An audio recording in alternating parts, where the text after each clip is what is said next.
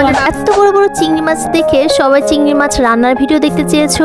আর আজকে কিন্তু একটা নতুন পার্সেল আনবক্সিং করব, আর সাথে কি চিংড়ি মাছ কিভাবে রান্না করছি সেটাও তোমাদের সাথে শেয়ার করব। আর বাংলাদেশের সবচেয়ে বড় আইডিয়াল স্কুলের টিচারের খাতা আজকে দেখে দিলাম। নিজেদের কাছে সাদা বেগুন পেরে সেটা দিয়ে কিন্তু চিংড়ি মাছ রান্না করা হয়েছে, আর আমি সবচেয়ে বড় চিংড়ি মাছটা নিয়ে খেতে বসেছি।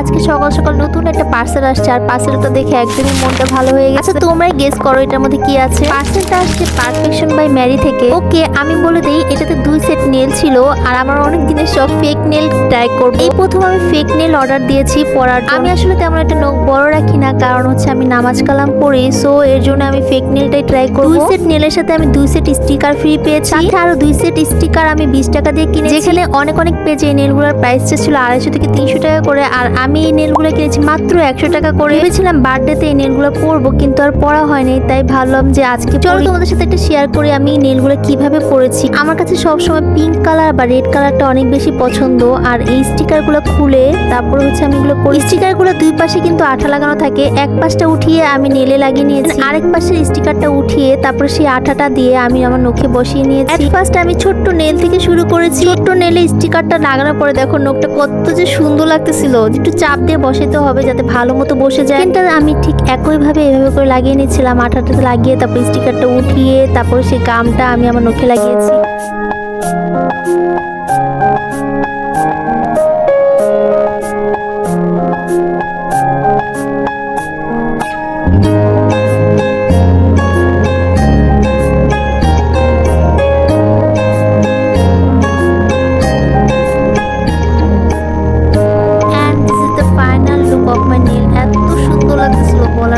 চলো এখন তোমাদের সাথে চিংড়ি মাছ রান্নাটা শেয়ার করা যাক। এটা ছিল পরের দিন সকালবেলা। আশেপাশের ছাদে এত সুন্দর করে পেঁপে গাছ আর সফেদা গাছ লাগিয়েছে, এত সুন্দর সুন্দর ফল হয়েছে কি আর বলবো। তো এইটার বারান্দা থেকে একদম বনশ্রী আইডিয়াল স্কুলের সামনেটা দেখা যায়। আজকে চলে গিয়েছিলাম খালামণির বাসায়। খালামণি আমাকে দেখে এত বড় বড় চিংড়ি মাছ বের করেছে রান্না করে খাওয়াবে বলে। আসলে সবার জীবনে একটা খালা থাকা অনেক বেশি জরুরি, কারণ খালারা যেভাবে ভালোবাসে বোনের ছেলে মেয়েদেরকে ওইভাবে কেউই ভালোবাসে না। তো গাইস, আজকে খালামণির কাছ থেকে স্পেশাল ভাবে চিংড়ি মাছ রান্না করা শিখবো। প্রথমে তো কাটাকাটি শিখতে হবে, কারণ আমি প্রথমে কাটতেই পারি না। মাছের মাথা এবং লেজ এভাবে করে কেটে তারপরে কিন্তু মাঝখানের রগটাও কিন্তু ফেলে দেওয়া হয়। চিংড়ি মাছগুলো কিন্তু বেগুন দিয়ে রান্না করা হবে, আর বেগুন হচ্ছে কি খালামণির গাছের ছাদের সাদা বেগুন। টাটকা টাটকা বেগুন দিয়ে চিংড়ি মাছ খেতে কি যে মজা লাগবে, এখনো জিভে জল চলে আসতেছে। সাদা বেগুন দেখতে এত সুন্দর হয় কখনো দেখিনি, কিন্তু আমার কাছে মনে হয় বেগুনি কালারের বেগুনটাই অনেক বেশি ভালো লাগে দেখতে। খালামণি অনেক সুন্দর করে রান্না বান্না করতে পারে, সো বেগুনগুলোকে হালকা করে তেলের মধ্যে ভেজে নিচ্ছিল লবণ আর হলুদ। চিংড়ি মাছগুলো কিন্তু হালকা করে ভেজে নিয়েছি লবণ হলুদ দিয়ে।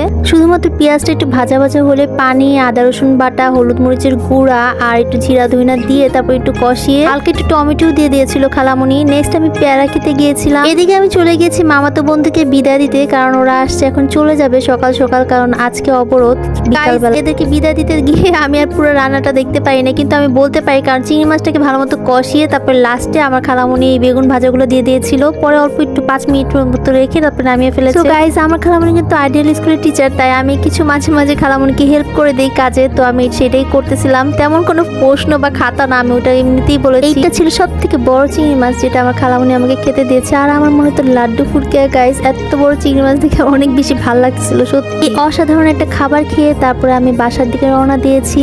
আর আমার এখন যাওয়ার পালা। তোমাদের কি কোনো খালামণি আছে যারা তোমাকে অনেক বেশি ভালোবাসে? অবশ্যই কমেন্টস করে জানাবে। কমেন্টসে সাবস্ক্রাইব করতে ভুলো না কিন্তু। দিবেন বলছে আনার কথা কিন্তু শুনতে হবে। ফলো দিবেন সবাই। টাটা।